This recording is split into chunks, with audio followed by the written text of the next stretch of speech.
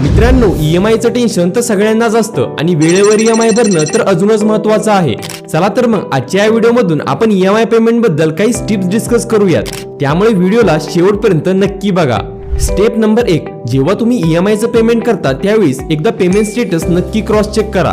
कारण अनेकदा आपण पेमेंट तर करतो पण तांत्रिक समस्यांमुळे ते पेमेंट अपडेट होत नाही. म्हणजे विचार करा, तुमचे पैसे तर गेले पण त्याची नोंद झाली नाही.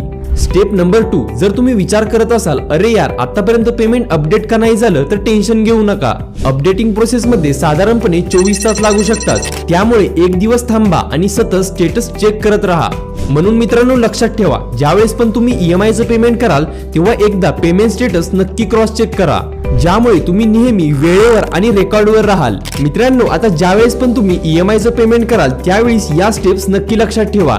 अशाच माहितीपूर्वक व्हिडिओसाठी आपल्या चॅनलला सबस्क्राईब करा आणि व्हिडिओला लाईक आणि शेअर करायला विसरू नका.